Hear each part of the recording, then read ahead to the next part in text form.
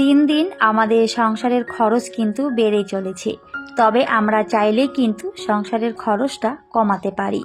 কিভাবে সংসারের খরচ কমিয়ে টাকা বাঁচানো যায়, আজকে দারুণ দারুণ কিছু টিপস শেয়ার করব। আশা করছি ভিডিওটি সবার কাছে অনেক বেশি ভালো লাগবে আর অবশ্যই উপকারে আসবে। তো পুরো ভিডিও দেখার অনুরোধ রইল। হ্যালো এভরিওয়ান, আসসালামু আলাইকুম। কেমন আছেন সবাই? আই হোপ সবাই খুব ভালো আছেন আর সুস্থ আছেন। আমরাও আলহামদুলিল্লাহ খুব ভালো আছি। আমার নতুন একটি ভিডিওতে সবাইকে ওয়েলকাম করছি। প্রতিদিনের মতো আজকেও সকাল থেকে ভিডিওটি শুরু করেছি। এই যে আমি আমার সংসারের একটা একটা করে কাজ গুছিয়ে নিই। আসলে সকালে উঠলেই কিন্তু আমাদের প্রতিদিনের কাজকর্মগুলো শুরু হয়ে যায়, তাই না বন্ধুরা? আর সারাটা দিন যেন চলতেই থাকে। আসলে সংসার জীবন থেকে কিন্তু কখনোই ছুটি পাওয়া যায় না। শরীর যতই খারাপ হোক আর যাই হোক না কেন, তাই না? তাও অবশ্যই সমস্ত কিছুই বুঝিয়ে নিয়ম মেনে করতেই হয়। তো আমিও কিন্তু আমার সংসারের কাজগুলো শুরু করে দিয়েছি। আর সংসারের কাজের মধ্য দিয়ে আমি আমার গুরুত্বপূর্ণ টিপসগুলো শেয়ার করছি। সংসারের খরচ কিন্তু আমাদের প্রতিনিয়ত বেড়েই চলেছে। আর সত্যি বলতে বাজারে কিন্তু প্রচুর পরিমাণে এখন জিনিসপত্রের দাম। তো কিভাবে আমরা খুবই অল্প খরচে একটা সংসারকে সুন্দরভাবে চালাতে পারবো, সেটা কিন্তু সম্পূর্ণটা আমাদের গৃহিণীদের উপরেই নির্ভর করে। আমরা চাইলে কিন্তু একটা সংসারে খুবই অল্প খরচে সুন্দরভাবে চালিয়ে নিতে পারবো। আবার আমরা চাইলে কিন্তু অনেক টাকা খরচ করে একটা সংসারকে চালাতে পারবো। সবটাই কিন্তু আমাদের উপরে নির্ভর করে। তো অবশ্যই সংসার জীবন করতে হলে আমাদের বুদ্ধিমতী হতে হবে আর হিসেবী হতে হবে। কারণ জীবনে হিসেব করে চলাটা অনেক বেশি দরকার। হিসেব আর বুদ্ধি করে না চললে কখনোই আপনি একটা সংসারে ভালো থাকতে পারবেন না বা টাকা জমাতেও পারবেন না। তো যাই হোক, ভিডিও শুরুতে বলেছিলাম যে সংসারের খরচ কমিয়ে টাকা বাঁচানোর দারুণ কিছু টিপস শেয়ার করব। তো আজকে 10টি টিপস শেয়ার করব। আশা করছি ভিডিওটি সবার কাছে ভালো লাগবে। তো বেশি কথা না বাড়িয়ে চলে যায় ভিডিওর মূল পর্বে। তো সংসার খরচ কমিয়ে টাকা বাঁচানোর সবচেয়ে ইম্পর্টেন্ট উপায় হলো মাসের শুরুতে খরচের সঠিক পরিকল্পনা করা। মাসের শুরুতে যদি আপনি খরচের একটা সঠিক পরিকল্পনা করেন যে এই মাসে আমার এই জিনিসগুলো দরকার বা এই জিনিসগুলো আমাকে আনতে হবে, সেই অনুযায়ী যদি সুন্দর করে একটা লিস্ট করে নেন। কারণ মাসের শুরুতে খরচের সঠিক পরিকল্পনা করাটা অনেক বেশি দরকার।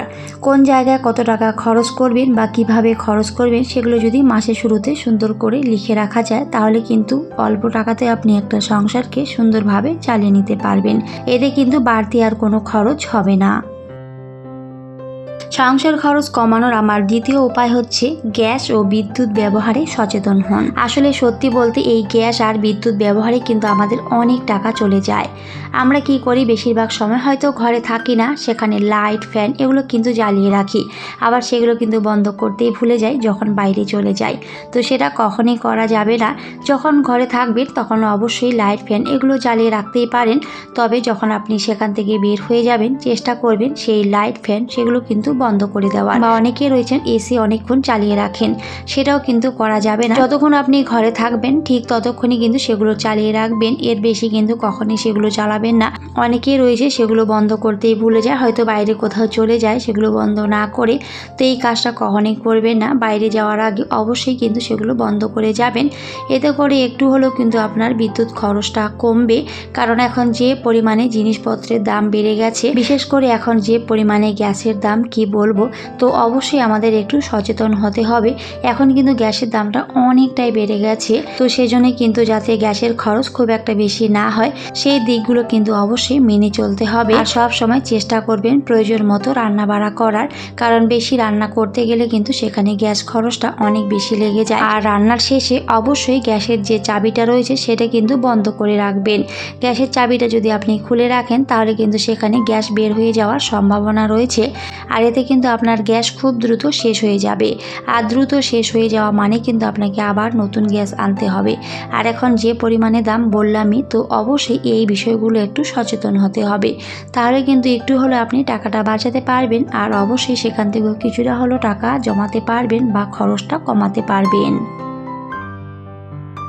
তো যাই হোক, আমার 3 নাম্বার টিপস হচ্ছে বাইরের খাবার খাওয়া বন্ধ করতে হবে। অনেকেই কিন্তু দেখবেন বাইরের খাবার খেতে অনেক বেশি পছন্দ করে। বাইরের খাবার একটু বেশি সুস্বাদু হয়, আর সেজন্যই কিন্তু মানুষ বেশিরভাগ বাইরের জিনিস খাওয়া পছন্দ করে।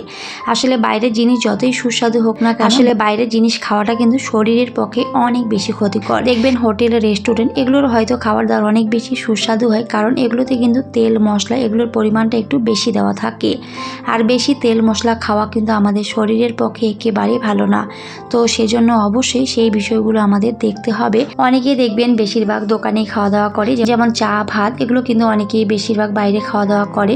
তো যাদের অনেক টাকা তাদের কথা আমি বলবো না, তবে যারা আমাদের মতো মধ্যবিত্ত সংসারে থাকে, তো আপনারা বাইরের খাবার খাওয়া বন্ধ করেন। দেখবেন বাড়িতে যে জিনিসটা আপনি 10 টাকায় খেতে পারবেন, সেটা কিন্তু বাইরে আপনাকে 20 টাকা দিয়ে খেতে হবে। তো এই ছোট্ট একটা টিপস কিন্তু আমাদেরকে মেনে চলতে হবে। কারণ টাকা জমানোটা অনেক বেশি দরকার। আর কিভাবে একটা সংসারে আমরা টাকা বাঁচাতে পারবো, এই বিষয়গুলো কিন্তু আমাদেরকে ভাবতে হয়, এগুলো কিন্তু কেউ ভাবে না। তো সেজন্য এই ছোট ছোট কিছু টিপস যদি আমরা মেনে চলি, তাহলে কিন্তু সংসারের খরচটা কমানো সম্ভব, আর সেক্ষেত্রে কিন্তু টাকাটাও অনেক বেশি বাঁচানো যায়। তো যাই হোক, আমার 4 নম্বর টিপস হচ্ছে অতিরিক্ত কেনাকাটা করা বন্ধ করতে হবে। আমরা কি করি, এখন কিন্তু অনলাইনের যুগ, আমরা অনলাইনে দেখবেন যখনই কোনো কিছু জিনিস দেখি সেটাকে কিনে নিই। এই কাজটা কখনোই করা যাবে না। যেটা আপনার অনেক বেশি দরকার, চেষ্টা করবেন সেই জিনিসটা কিনতেই পারেন, তবে যেটা একেবারে দরকার নেই, আমরা কিন্তু অনেক সময় শুধুমাত্র চোখের সৌন্দর্যের জন্য জিনিসগুলো কিনে ফেলি। তো এগুলো কিন্তু সবার আগে বন্ধ করতে হবে যদি আপনি সংসারের খরচটাকে কমাতে চান। তো সবার আগে কিন্তু এগুলোকে বন্ধ করতে হবে যদি আপনি সংসারের খরচটা কমাতে চান। সংসারের খরচ কমাতে গেলে কিন্তু অবশ্যই বাইরে থেকে খুব একটা বেশি কেনাকাটা করা যাবে না, কারণ ওই যে বললাম, আমরা যখনই অনলাইনে কোনো কিছু দেখি সেটাকে কিন্তু অর্ডার করে ফেলি বা কিনে ফেলি। তো এটা যদি বেশি বেশি করতে যান, তাহলে কিন্তু সংসারের খরচটা অনেকটাই বেশি লেগে যায়। তো যেটা আপনার অনেক বেশি দরকার, তো সেটা অবশ্যই কিনতেই পারেন, তবে যেটা খুব একটা বেশি দরকার নেই সেটা কিন্তু কখনই কিনতে যাবেন না।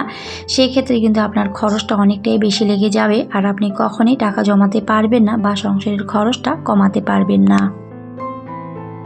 তো যাই হোক, আমার 5 নম্বর টিপসটি বলার আগে একটু ভিডিও রিলেটেড কথা বলে নিই।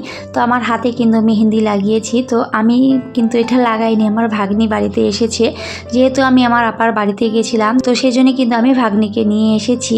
আর ভাগ্নি কিন্তু অনেক সুন্দর মেহেন্দি লাগাতে পারে, তো সেজন্য কিন্তু লাগিয়েছি। তো কেমন হয়েছে অবশ্যই কমেন্ট করে জানাবেন। আর তার সাথে এখানে আমার কিছু পছন্দের ফল এনেছে। তো আমাদের এলাকায় এটাকে লেটকু বলে, তো কার এলাকায় কি বলে অবশ্যই কমেন্ট করে জানাবেন।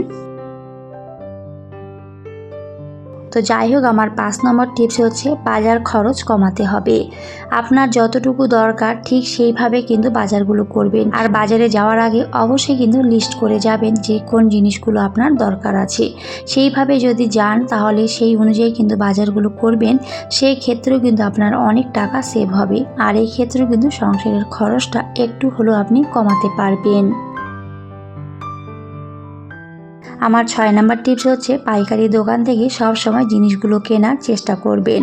সেগুলো হোক মাসিক বাজার কিংবা সাপ্তাহিক, সেগুলো যদি আপনি পাইকারি দোকান থেকে কিনতে পারেন, তাহলে কিন্তু অনেক টাকা আপনার সেখান থেকে সেভ হবে, আর কিছুটা হলেও আপনি সেখান থেকে টাকা জমাতে পারবেন, আর সংসারের খরচটাও কিন্তু এতে করে একটু হলেও কমবে। তো যাই হোক, আমার 7 নম্বর টিপস হচ্ছে সব সময় হিসাব করে খরচ করবেন। হাতে টাকা আসলেই হাবিজাবি জিনিস কিনে ঘর ভর্তি করবেন না। যখনই আমরা মাসের শুরুতে বেতন পাই, তখনই আমরা ভাবি যে এটা কিনবো সেটা কিনবো, এইভাবে কিন্তু অনেক কিছু জিনিস কিনে একেবারে ঘর ভর্তি করে ফেলি। এই কাজটা কখনোই করা যাবে না, এতে করে কিন্তু মাসের শেষে অনেক বেশি টানাটানি শুরু হয়ে যায়, তখন কিন্তু আর হাতে টাকা থাকে না। তো অবশ্যই যখনই আপনি মাসের শুরুতে টাকা পাবেন, তখনই চেষ্টা করবেন সেখানে কিছুটা হলেও টাকা আলাদাভাবে জমিয়ে রাখার। আপনি যদি 20,000 টাকাও বেতন পান, সেখান থেকে সব সময় চেষ্টা করবেন 2,000 টাকা আলাদাভাবে রাখার। সেটা কিন্তু কখনোই আপনি হাত দেবেন না, সেটা একেবারে আপনার বিপদের সঙ্গী। যখন আপনার অনেক বেশি দরকার, ঠিক তখনই সেই টাকাতে হাত দেবেন, তার আগে কখনই দেবেন না। তো সেই জন্যই বলবো, টাকা হাতে আসার সাথে সাথে অনেক জিনিস কিনে ঘর ভর্তি করবেন না, এতে করে কিন্তু আপনার সংসারের খরচটা অনেক বেশি বেড়ে যায়, আর আপনি সংসারের খরচটা কিন্তু কখনোই কমাতে পারবেন না, আর সেখানে টাকাটাও কিন্তু আপনি বাঁচাতে পারবেন না। তো যাই হোক, আমার 8 নম্বর টিপসটি বলার আগে ভিডিও রিলেটেড একটু কথা বলে নিই। তো বাড়ি থেকে কিছু এখানে পোয়া পিঠা পাঠিয়েছিল, তো অনেকে কিন্তু এটাকে পাকন পিঠাও বলে। তো পাঠিয়েছিল, সেগুলি কিন্তু আমি একটু গুছিয়ে নিচ্ছিলাম, সুন্দর করে সাজিয়ে নিচ্ছিলাম। আসলে এই পিঠাটা খেতে আমার ছেলে অনেক বেশি পছন্দ করে। তো বাবার বাড়ি গেছিলাম, তখন আমার ছেলে খেতে চেয়েছিল, তো তখন কিন্তু এই পিঠাটা আর বানানো হয়নি, তো সেই জন্যই কিন্তু এটা বাড়িতে বানিয়ে এখন পাঠিয়ে দিয়েছে। যাই হোক, আমার 8 নম্বর টিপস হচ্ছে, এটা অনেক গুরুত্বপূর্ণ একটা টিপস। সেটা হলো সব সময় আয় বুঝে ব্যয় করবেন। এই টিপসটা কিন্তু খুবই গুরুত্বপূর্ণ। দেখবেন অনেকের আয় মাত্র 20,000 টাকা, সেখানে কিন্তু অনেকেই 20,000 টাকাই খরচ করে ফেলেন মাসে, কোনো টাকাই কিন্তু সেখান থেকে জমাতে পারে না। আমাদের সব সময় মনে রাখতে হবে যে আমার যতটুকু আয় সেইভাবে আমাকে চলতে হবে। অন্যের কি আছে না আছে সেগুলো কিন্তু দেখে আমার কোনো লাভ নেই। আসলে আমরা কি করি, আমরা দেখি যে ও এই জিনিসটা কিনেছে, আমি কেন কিনতে পারলাম না। আসলে ওর অনেক টাকা, সেজন্যই কিন্তু কিনেছে। আপনার যেমন ইনকাম সেইভাবে আপনাকে চলতে হবে, কারোর সাথে কিন্তু কখনোই তুলনা করতে যাবেন না। তো নিজের যতটুকু আছে সেইভাবে কিন্তু আয় বুঝে ব্যয় করার চেষ্টা করবেন, আয়ের মধ্যেই থাকবেন। আমার আয় যদি 20,000 হয় আর আমি যদি সেখানে আরও 20,000 টাকার বেশি খরচ করে ফেলি, সেটা কিন্তু কখনোই আপনার জন্য ভালো হবে না। এতে করে কিন্তু কখনোই আপনি সংসারের খরচটাও কমাতে পারবেন না আর টাকা বাঁচাতেও পারবেন না। তো অবশ্যই চেষ্টা করবেন নিজের আয়ের মধ্যেই চলার, আর সেখান থেকেও কিছুটা হলেও টাকা সেভ করে রাখার। তো আমার 9 নাম্বার টিপস হচ্ছে অতি গুরুত্বপূর্ণ, কখনো ঋণ করবেন না বা দোকানে বাকি খাবেন না। এই ঋণ বা বাকি খাওয়াটা কিন্তু অনেক বেশি ক্ষতিকর একটা সংসারের পক্ষে, কারণ এই ঋণের জন্য কিন্তু একটা সময় আপনার হাতে কোনো টাকা থাকবে না। আপনার ঋণ পরিশোধ করতে করতে কিন্তু সময় চলে যাবে, আপনি কখনোই টাকা জমাতে পারবেন না। তো সব সময় চেষ্টা করবেন ঋণ মুক্ত থাকার। দেখবেন ঋণ রাখলে কিন্তু মাথার মধ্যে অনেক বেশি টেনশন থাকে, আর আপনি যদি টেনশন করেন বেশি, এতে কিন্তু আপনি অসুস্থ হয়ে যেতে পারেন। তো সেই জন্য কখনোই ঋণ করবেন না, যতটুকু আছে সেইভাবে চলার চেষ্টা করবেন, দেখবেন এতে অনেক বেশি ভালো থাকবেন। যাই হোক, আমার 10 নম্বর টিপসটি খুবই গুরুত্বপূর্ণ।